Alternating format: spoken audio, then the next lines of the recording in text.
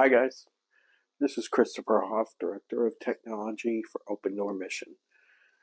This is going to be our first podcast that we've done, and I'll be interviewing one of our clients who is getting close to graduation day. His name is Craig Williams, and he is truly transformed, and I'm happy for him and proud of him. Open Door Mission is a faith-based residential rehab for men only in Houston, Texas. And we offer a complete program of recovery, education, life skills, and most importantly, faith-based classes. So we have a 4-tier program we offer you. And I myself am a graduate of the program. And I'm proud to be a graduate of the program and in long-term recovery because of God mostly, and this program because it works if you want it. So if you or someone you know needs help in Houston, Texas, again, we're a male-only program. Please reach out to us through our website at opendoorhouston.org, or you can call us at 713-921-7520. That's it for me. Now to the podcast. Well, this is the very first ODM podcast with our guest here, Craig Williams. Good morning, world. Good morning. I'm going to start us off in a prayer. Yes, sir. So we'll get this party started. Yes, sir. All right. Father God, we thank you for this wonderful day you've given us. Thank you for this wonderful gift of sobriety we are living with today and relishing and loving. It's a beautiful life, Lord. And I thank you for my guest here, Craig Williams, given his testimony, his story, and his transformation, Lord. I pray that all the men here see him as an example and move through this program and become great men in their sober lives. And I just ask you, Lord, for guidance and for blessings over this podcast and future podcasts, Lord. And we just praise you and we glorify you for everything you've done for us, everything you're doing for us, everything you will do for us, Lord. We praise you, we love you, we glorify you, and we thank you. In Jesus' name, amen. Amen. All right. Yes, sir. So, Craig, how long have you been in the program here? I've been in the program for going on 3 months. Next month I'll be warrior status. So that means when he completes his 16 weeks, he moves into his last 30 days of the program. That'll be another month. That'll be a month, unless if the men here find work while they're in that last 30 days, you immediately go into transition. Yes, sir. That's correct. Correct. We will get into that towards the end here. So I know this is your second time at Open Door Mission. Yes, how long were you here the first time? I was here last time for nearly under a month, 27 days, and that was in October. What made you leave the first time? Well, basically, I still wanted to use. I wasn't ready for recovery yet, so I found any and other explanation for me to leave, and so I left. Just picked something and then randomly started out of here. Do you remember what the reason was you said you were leaving? Basically, I just said something high schoolish. Oh, I got into it with a peer, and I think it would be better for me to leave, and so I left. Yes, sir. Yeah, I get that. I understand that. So tell me about where you're from, your hometown, growing up, what it was like. Okay. My name is Craig Williams. I'm a founder of Sugarland, Texas. It's right off of Highway 6 and 90. I've been there all my life. I'm 43 years old, 42, I'm sorry. And basically that's where my life of turmoil started, in Sugarland. Well, that's... Have you lived in Sugarland? Were you in Sugarland your whole life? I was in Sugarland my whole life. Wow. My whole life. Wow, because we always say go we shouldn't go back to those people, places, and things where we used to use, but that's hard when you have one place you've lived. So, it's going to be hard. It's going to be challenging for you, because I know you're eventually going to want to go back there. Yeah, it is. And it's going to be a challenge. It is. When you get there. So what was growing up like? Basically, like any particular other household. I mean, my mom, she was a stay-at-home mom. She raised us. My dad, he was a breadwinner, but my dad also was an alcoholic. And back then, basically, weed was the thing to do. So we had weed inside of the household going up through my toddler years to my teens. And I'm just here to say that I'm glad that they aren't doing what they were doing back in the day, because I have grandchildren. No, my grandfather has. I'm so sorry. My dad has grandchildren from me, and I didn't want them growing up in a household like that, like I did. Yeah, I guess I shouldn't be surprised when I think a lot of this sobriety thing comes with age, because most of us, I waited until I was 50 to get clean. Yes, sir. It's like when we're younger, we think we know everything, and we don't need sobriety. We don't need what you're offering. That's and so many times in this program, we see the guys, the younger guys, they're gone. They're gone. They're gone. And it's a shame, because I kind of feel like the way my parents were with me. Okay. Where they would tell us, we're your parents. We know what's best for you, and we're like, man, I'm never going to be my parents. I'm never going to be like that. Right. Until all of a sudden, you're just like them, looking at these young kids and being like, listen to your elders. I know best. I'm like, oh, wow, I've turned into my parents. But I wish, you hear people say, I wish my 53-year-old could tell my 30-something-year-old when I started using, here's what your future looks like. Not that it's a bad future now, but that time in your addiction is not a pleasant time. It's not at all. So you have brothers and sisters? Yes, I have 3 brothers. No, I'm sorry, 3 sisters, and I have 1 brother. There's 5 of us. And my 2 sisters, they're my biological sisters, and then my other ones, they're by my dad in another relationship. You said your parents, but what about your siblings? Any of them suffer with addiction? No, pretty much all my siblings. And so far as my mom, she's she's not into drugs or alcohol. It was just my dad and my uncles. You know what I mean? My dad, he has the capability of having people over his house during the weekends, and so they led to drinking and smoking weed throughout me growing up. Me being there watching them play cards, play dominoes and stuff like that. It just seems normal. It just seemed normal to me. Yeah. I understand that completely. Where were you living before coming to the mission? I was basically going from house to house. My sister's them house, my brother's them house. Couch surfing, yeah, for real. And basically, eventually, you got to get up and you got to get a job. You can't just sit in someone's house and be expecting to have everything provided for you. You know what I mean? Yeah. And so that led to arguments. That led to me doing more drugs because I didn't know where to go. And at one point in my time, I was just tired of it, and I wanted to get help.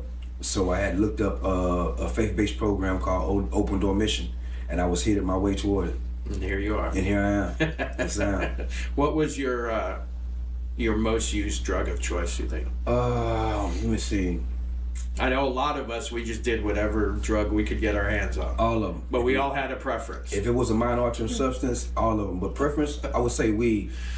Weed always was not good to me, but good to me. Yeah. You know what I mean? But anything I could get my hands on that a mind-altering substance, that from pills to methamphetamine, PCP, cocaine, you name it, alcohol. So, do you think you have, while being in the program here, discovered what the triggers are? And I know you keep saying mind-altering substances, and I get that because we're trying to escape things. Yes, sir. Have you been able to identify those things that makes you want to be out of your body? Yeah, Basically, like, I have an addictive personality. And pretty much anything that I do for about like 3-4 days, I'll end up doing for about a good 3 months. And when I say do it, I go all out with it. Oh, yeah. And so I learned through this program by me being here that old people, places, and things caused me to trigger and led me to drinking and doing drugs again because I want to fit in. And not knowing that I have no place to go, have no transportation, and the people who I'm partying with, they have a roof over their head, they have transportation, so they're okay. But at the end of the day, I'm not okay. Yeah, well, at the end of the day, neither are they. Yeah, right. They just are going to put on a front. Yeah, they are. So you don't realize that's right. how much they're struggling at. And that's basically what it was, too. We'll never see a happy, successful addict. They don't exist. Right. They may put up a front that they are those things, right. but they're as we know, there's no happiness in addiction. There's nothing good in your addiction. There's only one road to it, and that's the end. Yeah, well, like we always tell these guys, especially when you come back twice. I mean, this could be your last chance. Yes, sir. You better, Yes, sir. I've told you the story before about when people say they're just smoking weed, but I've seen people die from smoking weed because it was laced with fentanyl. Yeah, yeah. And if you're not a experienced opiate addict, that fentanyl is going to kill you. It will. And I've seen it happen, unfortunately. Yeah. But they're putting that more and more in all drugs because it makes it super addictive. Yeah, it does. Because, commonly people will say, oh, weed's not addictive. Well, when it's laced with something like fentanyl, it becomes an addiction. Yeah. If you survive that initial use of it. If you're lucky. Excuse me. Yeah. If you're lucky. But, so how old were you, do you think, when you really became an addict where you knew you were in trouble? Basically, I was a late bloomer. I was into sports and stuff back in the day. I mean, you couldn't tell me nothing about football or basketball. I was watching Hakeem Olajuwon, Michael Jordan back in the day, Barry Sanders, Tony Dorsett, Warren Moon. I wanted to be just like that. And so I started as a late bloomer. When I got to transitioning back and forth to my cousin's house right here in Southwest A-Leaf, Texas, from Sugar Land to Southwest A-Leaf, Texas, every summertime I would go out there and I would stay with them. And well, if you know anything about Sugar Land, that you would know that that's like kind of like the suburbs, the country. And Southwest Houston, man, it's like downtown New York. So me being with my cousins and stuff like that, going girl hunting, going party hunting, stuff like that, man, it led up to me using substances, which I normally wouldn't use. And the worst thing that happened to me was I was getting them for free. Oh yeah. So that's never a good thing. When my body did, yeah, I know. That's like, man, that's the wrong thing to do. Y'all remember that, man. Your worst high you can get is for free. Yeah, but in the long run, it's never free. It's There's never a cost free. to everything. It cost me. It cost me almost everything. It almost cost me my life due to the fact that I gave everything up for the drug that I wanted to use. I mean, I couldn't keep a job down. I couldn't keep transportation. I was butting heads with my friends and stuff like that. All I wanted to do was isolate myself and do drugs. So around high school, that's when it had started for me. And I drifted slowly away from my goal, which was to go to the NFL or the NBA. Drugs took over me. And here I am. Drugs become your life? All my life. All I want to do was eat, sleep, and... That's it? Yeah, that's it. Drugs. That's it. It's a miserable existence. It is. People who haven't experienced or who are not addicts or who did not have addictive behaviors can't understand it. I heard a doctor describe addiction once as... the way to describe it to somebody who doesn't experience addiction is you tell them to pinch their nose, cover their mouth, and hold their breath. I heard that before. And when you start gasping for air, that's what it feels like to an addict when they need their drugs. That's what exactly it feels like. So, I mean, for us, using drugs is the same as breathing. Yeah. We needed it. Eat, sleep, and breathe it all day. And it was not fun. It wasn't. I mean, at the time you think it is, but when you look back on that, the misery just isn't worth it. The damage that I caused for me and my family members. And thank God that He's a God of restoration, whether it's in our lives or with our relationships, because we get to fix those relationships most of the time, but it takes time because we have betrayed these people for so long. That's right. So often, so many times. We're lucky that they're even still in our lives. That's right. So we're the ones that are blessed that they're still around, right. even if they're apprehensive and they don't want to let you completely in right away. At least they're giving us the chance to prove ourselves. Another chance. That's right. And when it shouldn't be another chance. There shouldn't what be. you didn't done. No, I mean the things we've done to our friends and families for drugs, it's just it's a common thing among all of us. None of us did good things for our addiction. That's right. But like I said, we have a God of restoration, a God that transforms lives and changes lives, and God Almighty. That was how I got free of my addiction, was through Jesus Christ. So congratulations. Yeah, same to you. Yes, sir. Appreciate that. You're doing great. So, how many rehabs have you been at, not including Open Door Mission? Once it was called Liberty Lounge out there in Harlington, Alice, Texas, and it was basically a co-ed dorm. Uh-oh. And so you know how that goes. You know how that goes. Men and women together. It's gonna be something going on. Yeah. And basically, after I had got out of Open Door Mission for the first time, I've still had wanting to get sober in my life, and since I was out of Open Door Mission for short periods of time, I had told my dad, I need to get back in rehab. And so he had found Liberty Lounge for me, and he gave me a bus ticket. I rode out to Harlington, Texas, and not fell in love, but I got back into my addiction using heroin with a female there. She was a heroin addict.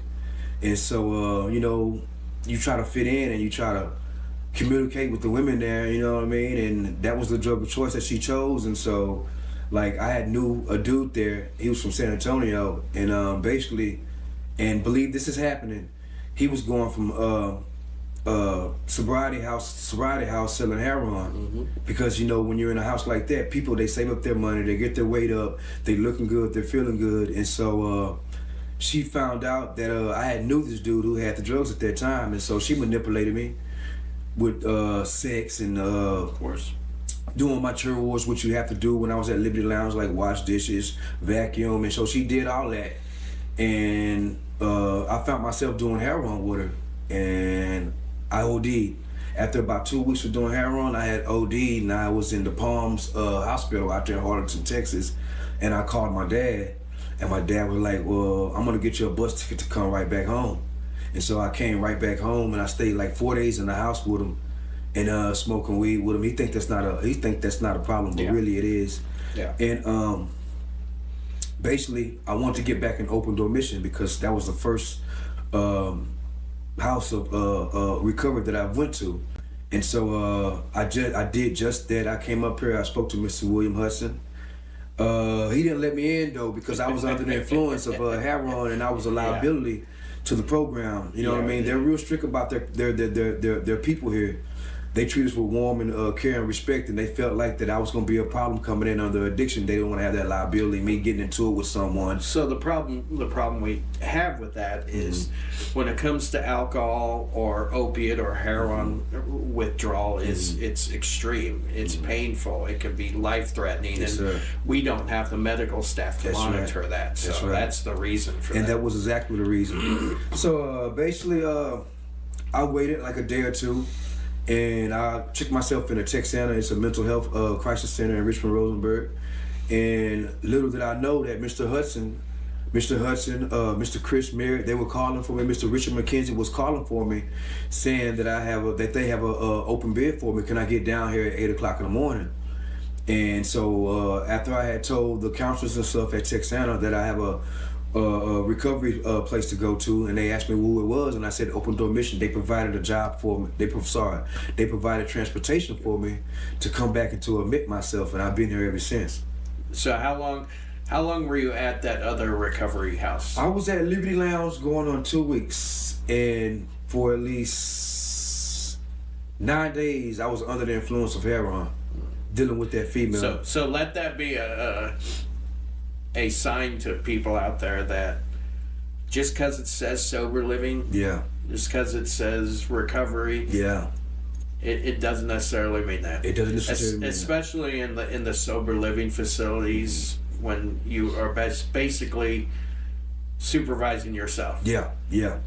So if a sober living doesn't do regular UAs, then you probably want to avoid those places. That's right. If you really are trying to get sober and stay sober. And avoid co-ed, because the number one downfall of relapsing is a woman, and I'm proof of that.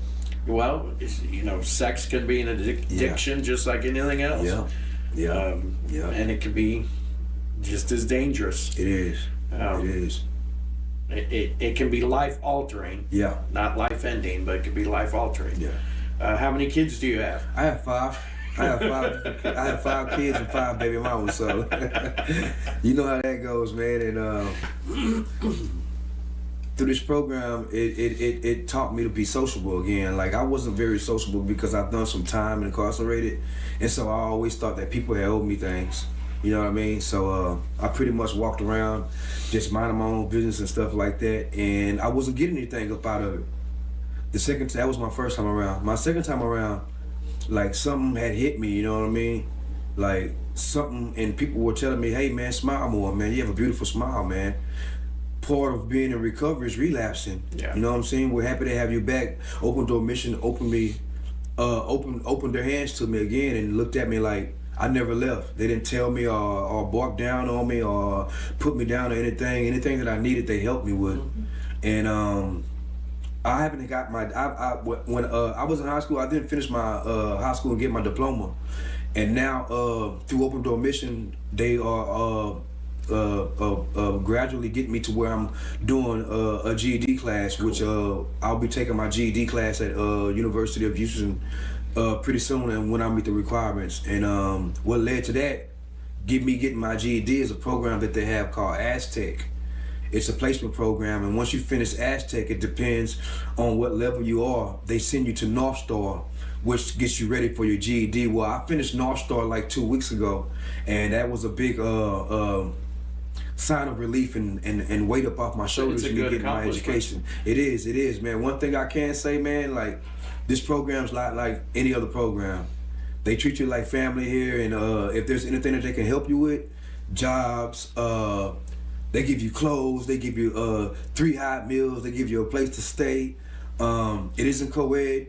You have a brothers, you have a discipleship here, man. You know what I mean? And it says iron sharpens iron, and that's what they do here, man. And there's so much here for you guys, so much opportunity. I say you guys, but I'm a graduate of the program also, so I've been through there. But I wish more people would see the opportunity that they have here. Because you really have 6 months in the program to do nothing but work on yourself. But that devil is always outside that gate calling you. And I see the reason people leave these programs, and I wish you at least they could be honest with themselves and say, I'm leaving because I want to use. That's right. Don't say, I'm leaving because I didn't like the food. My laundry didn't smell good. Someone called me a name, whatever it is. Those are just excuses to go out and use. And like you said before, when we relapse, when we use, we don't do it for one day. No. We're going to go all out. 2-3 weeks. Yeah, at least, if not longer. That's right. I've seen people relapse for years before they finally come back. That's right. And that just makes everything worse. Yeah, it does. The temptations are always going to be there. We just have to learn how we're going to deal with it differently than in the past. That's right. When someone offers you something, because you're going to run into those dealers, those friends, those people who used to give you stuff for free. You're going to run into them again. Things. And we've got to change this. And sometimes it's hard because we care about these people, we love these people, but we know that they are not good for us. And God takes people out of our lives for reasons that we may not understand. That's right. I always use when I was in my addiction, and my wife and I split up. I use that as an example where at first I was like angry that she left me, you know, like how dare she do that to me. But after coming here, going through the program, it was like a light bulb went off. Where it's just like, you know, God was protecting her from me by taking her away. He wasn't punishing me. He was protecting her. That's right. Not having to deal with my addiction. That's right. And when I started to think of things that way, it changed my outlook on all the negative things that I considered negative, that actually can be turned around to be positive, like our addiction. That's right. You know, it doesn't define us, but it makes us who we are today. And gives us the opportunities we have today. And you never know, telling your story like you are here, who that may reach out there where they get help and they transform their lives. So it's a life-changing experience. It is. It's the best life-changing experience that you can have. Sobriety is, you've heard me say it before, if we create a life so incredible in sobriety that we never want to go back to using it again. And that's I won't say it's a secret, but it's a true statement. That's right. That if your life is so good that you don't want to give it up, then you have no reason to go back and turn to those. That's right. Those old people, places, and things. That's right. So you're going to be getting your GED. What's your plans after that? I'll be getting my GED. I've signed up to get my CDL. That's something that I always want to do. They're going to send me to a 4-week class, and it's going to be 160 hours. And once I get to Warrior Stage, they're going to put me at Warrior Stage, but I'm going to be in transition, even though I'm in Warrior Stage, like you said, so I can go out. And basically, they're treating it as a job. Good. You know what I mean? And so as long as I'm moving forward and in that direction, they're going to help me out as much as I can. They're going to provide transportation, bus fare for me to get to where I need to be. They're going to allow me to stay out late hours so I can get my hours in. Good. And so basically, man, my GED is going to set me up for all that, because you have to have a GED to do all that, get your CDL and all that. Not to mention that they're going to help me get my birth certificate back, my social security card back, and a Texas ID. I have none of that, which I lost during my addiction, and they're going to set me up with all that, which I appreciate very much. I really do. And just so everybody knows, tell me how much all this stuff is costing you. All this stuff is costing me nothing but your time. All they want you to do is dedicate your time to yourself. This is a place where you work on yourself, and when you work on yourself and you put God first and rely on God, everything else unfolds. Like, I haven't been this much successful. I always been an F up in my life, and success wasn't me. Now I see the success in things that I should have done a long time ago. I'm catching up on, and they're allowing me to get my GED and a lot of things at another chance to get while I'm in here. Yeah, it's a great program, and like you said, it doesn't cost anything. The only thing we ask is that you learn to serve, learn to give back. And I'll tell you, that's one of the secrets, or again, not so secret, to sobriety is serving others. That's right. So the one thing, those of us who are in long-term recovery, the things we have in common are we stay involved in church, we serve others at church, here, volunteering somewhere, and we lean on Jesus for everything. That's right. That's right. You know, we put God first, and if you do those three things, you're almost guaranteed to stay sober. That's right. Because because God is never going to tell you to go out and use. That's right. And you know you've changed whether it's cussing or whatever is not Christ-like, where you immediately realize, that's right, hey, I shouldn't be doing this. Please forgive me, Jesus, and ask for forgiveness. That's right. When you start doing that, you realize you're on the right path. Right. You've really given your life to Christ, and we're never going to be like Jesus. I mean, he was perfect. We're never going to be perfect, but the point is that we try every day to be Christ-like, and we're going to fail every day. That's right. But we're going to keep trying. That's right. And I believe that's what's asked of as of us. Yes, sir. So it's those things are important to have in your life. It is. So, well, what do you want to do with your CDL? Excuse me. With my CDL, I want to drive trucks all over the world. I want to reach out nationwide and travel the world, basically state to state, driving my CDL, which whatever it may be, driving, produced.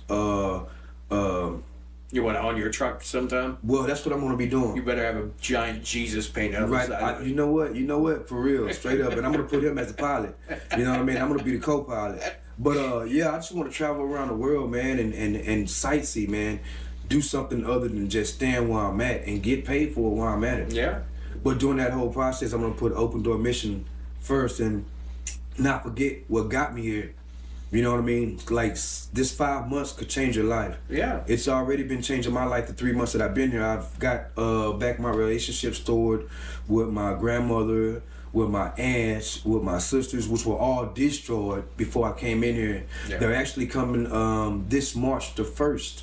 It's Family and Friends Day, which we have every We're having the last Saturday of every month. Yeah, last Saturday every month, but we're having it this on March 1st because due to the fact that Valentine's Day only had 28 days. Yeah. And so every month it gets you back to where you're getting, you know what I'm saying, back in good with your family, and they're coming in and they're learning about the addiction, even though they know nothing about addiction because they never done drugs before. They sit us in the church, the chapel, and they go through addiction and how it affects our lives. On drugs and after drugs. That's so far as we're building up. So I'm really looking forward to seeing that because I haven't seen my grandma in about a month. Oh, that's awesome. Yeah. That's going to be exciting. Yes, sir. And, you know, it's so good when people, especially our older people in our families, our parents, our grandparents, get to see us sober. Mm-hmm. Because you know that's all they've wanted. That's it. Is for us to be sober and have some success in life. And, That's it. when it's time for them to go home, to Jesus, they'll go knowing that you achieved those things. That's important. Yes, sir. That's important. Yes, sir. Well, it sounds like you're on your way, Craig Williams. Sir. Thank you very much. I appreciate it. Thank you. And now I expect that in 6 months from now, after you've been working, we're going to do this again. Hey. And we're going to find out what has changed. It'll be my pleasure. So, I'm really proud of you. Thank you, Mr. Chris. You've done a great job. Thank you, sir. And we'll see you next time. Okay. Thanks, brother. God bless y'all.